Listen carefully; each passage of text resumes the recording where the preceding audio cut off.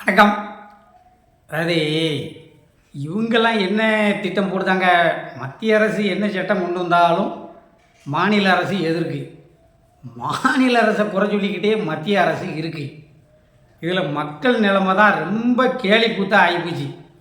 அது என்ன செய்ய முடியும்? நம்ம மக்களுடைய தவறு தான் இது. மக்கள்கிட்ட ஒரு எழுச்சி வராமல் இதெல்லாம் மாற்ற முடியாது. எப்படி மாறுவான்? மாறமாட்டான். மத்திய அரசும் மாறாது, மாநில அரசும் மாற போகிறது இல்லை. அது மட்டும் தெளிவாக தெரியுது. இவங்க லட்சம் கோடி ரூபாய் டாஸ்மாகில் ஊழல் அப்படின்னு ஒரு ரைடு பண்ணுதாங்க. அவங்க மத்திய அரசு இந்தியை திணிக்கி அப்படின்னு மாநில அரசு ஒரு போராட்டத்தை கையில் எடுக்கு, இந்தி திணிக்காதன்னு.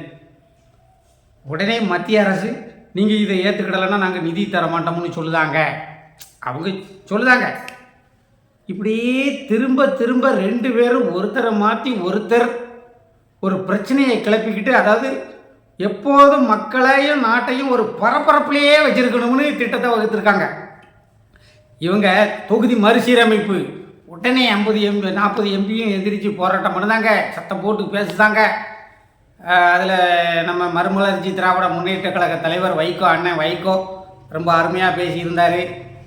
என்ன இந்தியை பற்றி பேசியிருந்தார், தமிழ் மொழி வரலாறை பற்றி பேசியிருந்தார். ரொம்ப பெருமையாக இருந்துச்சு. அவர் எப்போவுமே ஒரு புயல் தானே. என்ன வைகோ அண்ணன் வந்து ஒரு புயல், ரொம்ப சிறப்பாக இருந்துச்சு. அது எனக்கு பிடிச்சிருந்துச்சு. ஆனால் மத்திய அரசு ஏதாவது ஒரு பிரச்சனையை மாநில அரசை நோண்டிக்கிட்டே இருக்கு. இப்போ நம்ம சிலவன் என்ன நினைப்பான் அப்படின்னா, மாநில அரசு தவறு செஞ்சுருக்கு, மத்திய அரசு ரொம்ப நேர்மையாக நடவடிக்கை எடுக்கு அப்படின்னு ஒரு சிலர் பேசுவான். இவன் என்ன பேசுவாங்க, மாநிலத்தில் இருக்கவங்க என்ன பேசுவாங்க, மத்திய அரசு எங்களை அச்சுறுத்துது, எங்களை பயமுறுத்துது. இதில் என்ன அப்படின்னா, மத்திய அரசும் மாநில அரசும் அந்தந்த ஒரு பிரச்சனை, மக்கள் பிரச்சனை வரும்போது தான் இந்த பிரச்சனையை பூதாகரமாக ஆக்கி ரெண்டு பேரும் ஒருத்தர் மேலே ஒருத்தர் ஃபோக்கஸை திருப்புதாங்க, அந்த பரபரப்பை உண்டு பண்ணுதாங்க. இதில் என்ன, மக்களுக்கு மாநில அரசும் மக்களுக்கு எதுவும் செய்யலை, மத்திய அரசும் மக்களுக்கு எதுவும் செய்யலை. இந்த ரெண்டு பேருமே தொடர்ந்து நம்ம தான் ஆட்சியில் இருக்கணும் அப்படிங்கிறதுல ரெண்டு பேரும் ரொம்ப தெளிவாக இருக்காங்க. இல்லைன்னா அப்படி நான் கொளுத்தி போடுற மாதிரி கொளுத்தி போடுதேன், நீ துள்ளுத மாதிரி துள்ளு அப்படிங்கிறது தானே. அந்த இந்தி பிரச்சனையெல்லாம் வந்துச்சுல, அதெல்லாம் தேவையில்லாத பிரச்சனை. அதை எப்படி மீண்டும் ஒரு இந்தி திணிப்பு போராட்டத்தை தான் ஆரம்பத்தில் காங்கிரஸ் ஆட்சியில் கையில் எடுத்து இந்த நாடு ஒரு மிகப்பெரிய புரட்சியை, மாணவர்கள் புரட்சியை சந்தித்து அதில் தான் திமுக வந்துச்சு. நீங்கள் பேசாமல் இருந்தால் கூட இந்த திமுக அடுத்த எலெக்ஷனில் தோல்வி அடையலாம் அல்லது கடும் நெருக்கடியை சந்திக்கலாம். ஆனால் நீங்கள் திமுக தான் தமிழகத்தில் தொடர்ந்து ஆட்சியில் இருக்கணுங்கிற ஒரு உங்கள் நிலைப்பாடு, உங்கள் ஆசை. அதற்காகத்தான் நான் இந்த இந்தி பிரச்சனையை ஒரு திணிக்கேன், நீ கூப்பாடு போட்டுக்கிட்டே எரிய, அடுத்த எலெக்ஷன்லேயும் நீனே ஜெயிச்சிருவ. அதாவது திமுகவை அறுதி பெரும்பான்மையோடு ஜெயிக்க வைக்கிறதுக்கு மத்திய கல்வி மந்திரி ஒரு பாயிண்டை எடுத்து கொடுக்காரு.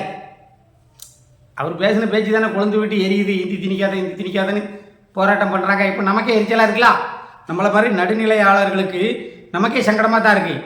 மீண்டும் திமுக வந்தால் நல்லா தான் இருக்குமோ அப்படின்னு அந்த சிந்தனையை தூண்டுறது யார்? பிஜேபி அரசாங்கம், மத்திய அரசாங்கம். இப்போ பிஜேபி பொதுவாக மத்திய அரசாங்கம்னே சொல்லுவோம், ஒரு கட்சி பற்றி நம்ம சொல்லாண்டாம். ஆனால் மாநில அரசாங்கமும் இதே மாதிரி தான்.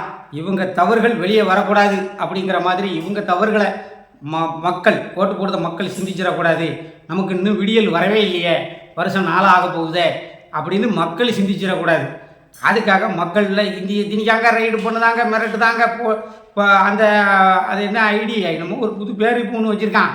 முன்னாடிலாம் வருமான வரி சோதனை அப்படி தான் சொல்லுவான், பொதுவாக சொல்லுவாங்க சிபிஐ ரைடு அப்படின்ட்டு. இப்போது ஒவ்வொருக்கும் ஒவ்வொரு பேர், பல பேரில் இருக்குது. இப்போ அதுக்கெல்லாம் நிறைய படிக்கணும். ஒரு சாதாரண பாமரனுக்கு எந்த அரசியலும் விளங்காத அளவுக்கு இப்போ கார்ப்பரேட் அரசியல் நடக்கு. இது மிகப்பெரிய மோசடித்தனம். இந்த தொகுதி மறுசீரமைப்பு, மறுவரை இதெல்லாம் என்னத்துக்கு வெங்காயமெல்லாம் போட்டுக்கிட்டு இருக்கிறத வச்சே சமாளிக்க முடியல. இதில் அதுக்கு ஒரு அதிகாரிகளை நியமித்து, அதுக்கு ஊழியர்களை நியமித்து, அதுக்கு பணியாட்களை நியமித்து, அதுக்கு பல கோடி ரூபா அந்த சப்ஜெக்ட்டுக்கு அந்த அந்த திட்டத்துக்கு என்னத்துக்கு? மக்களுக்கு உருப்படியான எந்த திட்டமும் வரல. நாடு வளர்ச்சி பாதையில் போய்கிட்டே இருக்கு. சிமெண்ட்டையும் காங்கிரீட்டு ஜல்லியவுமா அள்ளி திங்க முடியும்? என்னையா கூத்தா இருக்கு.